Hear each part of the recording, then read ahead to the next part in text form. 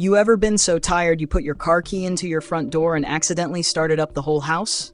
Yeah, it was running. Had to reverse it out of the driveway and everything. Anyway, welcome back to Mind Bang, the place where your childhood gets lovingly unraveled like grandma's yarn ball of trauma. Today we're talking Aladdin. Yes, that sweet 90s Disney bop about wish granting and royal romance. But what if I told you this movie isn't set in the past, but in a future where everything's nuked, weirdly sand-covered, and stylishly rebellious? Yeah. Buckle your seatbelts and hop on your magic carpet, or advanced AI-fabricated hover rug, because we're diving deep into Reddit's wildest fan theory. The theory. Aladdin is a post-apocalyptic sci-fi story set in the year 11,992. No, you didn't mishear that. This theory says Agrabah isn't ancient at all. It's a future city built from the dusty ruins of a long-dead civilization. Basically, it's Mad Max Arabian Nights edition. And the number one piece of evidence? The Genie. This blue chaos muppet pops out of a lamp after being imprisoned for 10,000 years. Then he starts cracking jokes about Jack Nicholson, Schwarzenegger, Pinocchio, and, game show hosts. You're telling me he was sealed away in the 3rd century and knows about 90s pop culture? Nah, either Genie has Wi-Fi in that lamp, or Aladdin is set way past our time, like Jetsons style far. Now let's math this out. If Genie's last scroll through TikTok, magic scrolls, was in the 3rd century, and he's been locked up for 10,000 years, that means he popped out in 10,300 AD, at the earliest. But if his references cap out at 1992, the year we got the movie, some Redditors argue the modern world ended around then, and Aladdin takes place a full millennium later, in 11,992 AD. So while you were vibing to a whole new world, Reddit was out here writing sci-fi novels. The Game Changer, the Aladdin video game. Let's talk deep cuts for a sec. The old Aladdin video game for Sega Genesis had backgrounds full of destroyed buildings, bomb casings, and literal skeletons. What is this, Call of Duty Agrabah Edition? It's almost like the game designers were like, what if instead of flying carpets and love songs, we lean into Fallout Wasteland energy with a hint of Looney Tunes? According to fans, these bombed-out visuals weren't just aesthetic, they're lore.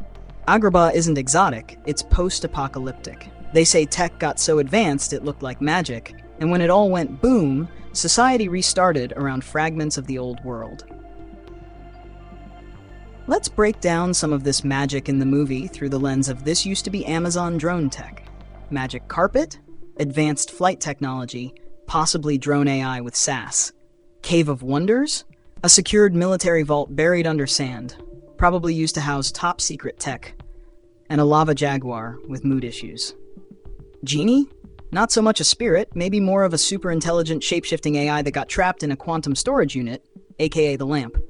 Suddenly, this isn't fantasy, it's Blade Runner with eyeliner and a soundtrack. The mutant animals theory. Now let's talk Iago and Abu. Iago, the parrot, doesn't just talk. He's basically a roast comic. That's not regular parrot behavior. Abu can strategize, flirt with camels, and pilot flying objects with zero training. The theory? Radiation mutations, baby. Nuclear aftershocks gave animals human-level cognition and the comedic timing of a Vegas stand-up. Honestly, it's the only way to explain why Abu is more emotionally available than half the guys on Hinge. Religious? Some Redditors point out that despite Agrabah seeming culturally Middle Eastern, the traditions are kind of loosey-goosey. Jasmine shows skin and speaks her mind. Characters say Allah a few times, but religion is pretty hands-off. The Sultan acts more like a sitcom dad than a religious patriarch, which leads to the theory that after a global collapse, a neo-civilization was born, mashing together fragmented history, culture, and whatever was stored on surviving VHS tapes. So basically, Agrabah is like if a civilization was built entirely off reruns of I Dream of Genie and The Price is Right. The other big theory, the peddler is Genie, and just when you thought you were safe, boom, another mind bomb. You know that sketchy merchant at the beginning of the movie who's like, it will not break, it broke?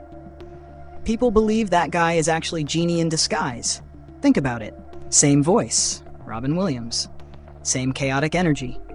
Who else would know the whole story and have access to the lamp? Turns out, that one's not even a theory anymore. The directors confirmed it. Genie was moonlighting as a street vendor, just vibing and narrating a 90-minute morality tale like your chaotic uncle at Thanksgiving. Outrow, wrap it up like a magic rug.